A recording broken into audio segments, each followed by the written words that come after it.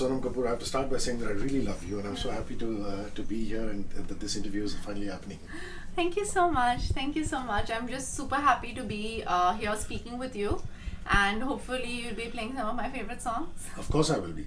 So I'm going to actually ease you into Ek Ladki Ko Dekha to Aisa Laga, right? Talking about before this hectic promotion phase started, you were in the US, you were in Hollywood, in LA, and that turned out to be quite a swell trip, I can tell. Yeah, it was So so you saw much what fun. Mindy Kaling. Would you give us the details of that trip? She is the sweetest person. Like, there's so many celebrities you meet and then you completely get, you sometimes you meet somebody and you're like, oh, they're not as amazing as you think they are. I mean, I shouldn't be saying this, but a lot of celebrities are like that. But she was as amazing. She was sweet. She was charming. She was beautiful. She was funny. It was so lovely seeing her. I had a great time. I went to LA with my husband and with my sister, and we just had an amazing time. Well, I have to say that your husband is making greys look very good. I'm suddenly thinking that maybe I should just let the greys come on. He's So, my age, yeah. He just genetically has grays and he doesn't want to color them. and a very handsome one at that. And you also saw an LA Lakers game, is that it? Yeah. Yes, I did. The first time. It was my husband's second. No, this was my second time as well, but this is the first time so close to the. We were like on the second row, so not the first. We were still not on the first row, but it was right next to the court, like courtside seats, but second row. It was pretty cool. Now, I'm going to see the film only tomorrow, and this airs in the morning tomorrow. But there are people who have seen stuff and they've come out and said that this is perhaps your best performance to date. And the vulnerability that you've shown is just remarkable, especially in portions where there are no dialogues. So, how do you do the self assessment of your work when you look at it? Are you harsh on yourself? You're easy on yourself? How does it work? I'm very harsh on myself. I do not think I ever do anything well. I'm constantly striving to do better because I honestly believe that I have a really long way to go as an actor. So I'm very glad that people are liking my work, but honestly, I really have a long way to go. And I'm being honest. I'm not being modest. I'm not being humble. I really feel I have a long way to go. But would you say this is your best work to date? I mean, Nija was fabulous. So has everything been in my book. But where do you rate this performance? Honestly, I just hope to be better with every film. There are few places where I'll be like, okay, I did that scene well in Nija, I did this sequence here. So I always find one or two scenes that I like, but like overall, I'm always disappointed. And are you better at dialogue delivery kind of acting, or better when you don't have dialogues? There are some actors who just prefer not having so many lines but emoting, and there are others who revel in dialogue delivery. So what do you find easier to do? I think they're both very difficult because when it's somebody else's written words, to make it natural is hard, and when you have nothing to say, then what to do with those silences is hard. So I think it's important to understand that everything is hard. But I always strive to be as natural as possible, whether it's dialogue delivery, whether it's no dialogue delivery. For me, my favorite thing to do is comedy because it's the hardest thing to do. I'm like that. Whatever's hard, I like to do better. This story has piqued everybody's interest, especially the title. Where were you? What were you doing when your father was serenading in the original song? And it's so fantastic in it. What are your memories, earliest memories? I was 6 years old, Hrishi K. What am I supposed to remember from that? I was like literally 6 years old. It was like 91 or something. I was six or seven when he started shooting. I was like 7 or 8 when the film released. I heard the songs, and obviously they are such iconic songs that you kept hearing them over and you used to see them on television, things so beautiful. But I remember when I went to see 42, we used to, 1942, A Love Story, I was in a very, how do I explain it? I was very upset because my dad was getting beaten up in the film, and I remember I started crying and my mom had to take me out of the theatre because I didn't know that it was like one of the first films of my father's that I saw in the cinema hall. Like I'd seen his films before, but like it's one of my first memories of seeing my father getting beaten up on screen. And I was traumatized, and my mom had to take me home, and I was howling and I've thrown a fit that I'm going to kill them and how can they hit my father, and it was really bad. But the next memory which is a more vivid memory, is when I was 17 or 18, I joined Sanjay Leela Bhansali. And वो मुझे किस्से बता रहे थे. He's like, do you know the first time I worked with your father? I was like, when? He was like, in Parinda. So I said, really? He's like, yeah, I was an assistant with Vidhu. And I was like, oh, really? And he's like, you know, the 42 songs, I've picturized them with Farah. Oh. So that's when I resaw all the songs. Because Sanjay used to be with Vinod Chopra's assistant director. Well, your dad and Mr. Chopra seem to be having a lot of fun at your expense and Shelley's expense. The trailer launch is saying, I'm scared of my daughter, or I'm scared of my sister. So are your siblings on Karan Johar's show saying, oh, you know, AK is scared of Sonam.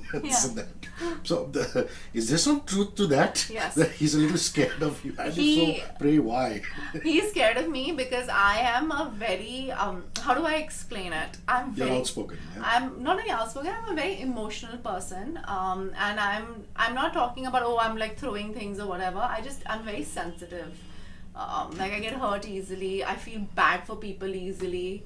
I have very thin skin, you know. And my dad gets really scared that, you know, somebody is going to take advantage of it, or, you know, or like, so nobody should say anything to her, because like he'll always say, like a lot of the times, a lot of people say, how come you're so encouraging? He's like, nobody's as hard on Sonam as she is on herself. So he is always fearful of saying something so that I don't take it too much to heart and I start thinking about it too much or doing too much. So he'll not even tell me, oh, कि उसके साथ ऐसा कुछ हुआ, that मतलब he's like, पता नहीं वो पागल है वो बाहर जाके कुछ कर लेगी, you know, she'll go and do something. So, you know, at my expense also, like sometimes, you know. One of my friends who's a member of the LGBT community said something lovely and said that, you know, post the Supreme Court ruling, mainstream commercial Indian cinema can now start openly talking about these issues. And I'm sure you have so many friends in the community. Yes. How are they reacting, without giving the story away, how are they reacting that perhaps there's now a movement in cinema to make these meaningful movies? So for me, when I signed this film, Section 377 wasn't, you know, legalized yet, I guess. It wasn't abolished as yet. So when I signed this film, which was at the same time as I signed Sanju. Just take that, when I signed this film, that I got a third. When I signed this film, the same time I signed Sanju, I signed both the films together. I signed Sanju, Ek Ladki and Padman, all three films together. This is like, what, 2.5 years ago. Section 377 was still relevant at that time. It was still around. It wasn't abolished like it is right now. So I did it because I wanted people, a more palatable way for people to understand something that is so normal. For me, I dream of a world where there are no labels. For me, utopia is people doing the right thing all the time and looking at everybody as human beings and having empathy, to understand that love is something, you don't choose who you fall in love with, and you don't choose who you want to be. Sometimes that's already chosen for you, you know, since you're born. And that is something that you can't control. So to crucify and persecute them is not good at all. It's evil, I think, to a certain extent. So and evil doesn't come from a place of negativity. I think it comes from a place of ignorance. And ignorance can be very easily cured with the right push. This was an endeavor. It must have been so wonderful for you to see your dad and Juhi Chawla on the same frame together. Yeah. They just look fabulous. Yeah, and it's so those sweet. moments in the trailer are amazing. Yeah, it's so sweet. Honestly, it was like I kept asking them so many questions. I think they wanted to slap my face. I was like, ah. And Juhi ma'am to every interview says, "ये तो मेरे को सिर्फ questions पूछती रहती थी." I was like, oh. Like you wanted to know how it was back in the day, what they're doing. You know, those kind of curious questions, you mean? Yeah. Okay, I love your Insta feed. Thank you. The latest one being, you know, you have lines from Drops of Jupiter and lines from Lou Reed. Yeah. Describing various emotions, and fantastic. I mean, it's so natural. I mean, this is Drops stuff that a of PR Jupiter. company can't do. You know, it really has to come from you. So, where does that come from? You wake up in the morning and you have a brainwave and you just put it out? I like I mean, they're so corny. They're beautiful. That's Not because corny. they're corny. Nobody actually understands what They don't. Whoever understands has to understand. Yeah. No, I just like quotes. And I like Drops of Jupiter. I love that song. You want to play that? Of course I will. Okay. And I'm doing it. I'm singing such a bad singer. There are like a couple of songs that I love so much, but they're so difficult to sing, like Wonderwall, Drops of Jupiter. You know, there's such hard songs to sing. Yeah. So 2018, is there one travel destination you went to and said, wow, this is amazing? I mean, if you look back in that year, or have you been traveling at all, considering how hectic it has been, your wedding and movies and... There was only one place that I went for 4 days. It was Tokyo. I'd never been to Japan, and for me, it was just extraordinarily beautiful. The people are so I don't know, there's something about that place which is just gorgeous. You feel so much when you go there, and I loved it. Did you go during cherry blossom season or after? No, I didn't. Anand had to go for some work, and he and I didn't get a honeymoon, so he was like, why don't you just come on this work trip with me? I was like, fine. What are your fitness and wellness goals for 2019? I mean, have you set yourself, are you trying to do something new? Are you a yoga kind of person, Pilates kind of person? What's it going to be like I think for wellness? for me, it's just to walk more and be a little more active, because in Bombay, unfortunately, we all lead very sedentary lives. So I just want to walk more, be more active, be very conscious about what I eat, try to avoid sugar as much as I can. And are you a treadmill walker or a walk in the park kind of person? Walk in the park. If you don't get mobbed, that is. Yeah, but I can't walk here as much, but in Delhi, I go to like Lodi Gardens and stuff like that. Oh, lovely. So I understand that Sahil Mirza is this playwright and, you know, he's a play director. What is she? What is your character? She's a very ordinary girl, very ordinary, simple girl from a very small town in Punjab called Moga. And she likes to write in her diary. She's very simple. There's nothing extraordinary about her. Nothing extraordinary about her. She's normal. She's like you and me. Even though her dad is the Ambani of Moga. Yeah, it's really funny. He basically just like, he's got one factory where they make like clothes. So it's as Punjabi, Kate Punjabi Yeah, it's as it very gets. Punjabi, yeah. It's very sweet.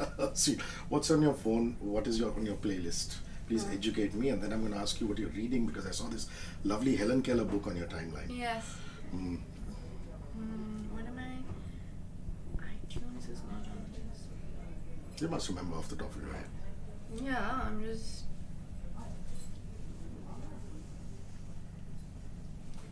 So right now I'm listening to Mona by the Rolling Stones. Nice. Okay, that was what I was just listening to. And I'm listening to Ek Ladki Ko Dekha. I like that good morning song. Is it? Good morning. Yeah, it's lovely. It's really nice. I've been listening to that actually. I've just been listening to really old music recently. So like music that like I'm enjoying, like Sinatra, Nancy, Frank. You know, just listening to purane gaane, and I'm like suddenly just really fallen in love with jazz. So I don't know much about it, but I'm finding it's got so much depth in it that suddenly it's like my new thing. So I'm trying to figure it out a little more. So hopefully the next time you interview me, I'll have more names, but whatever jazz I can find, if you can recommend some jazz music to me, it would be amazing. Chakra, yeah.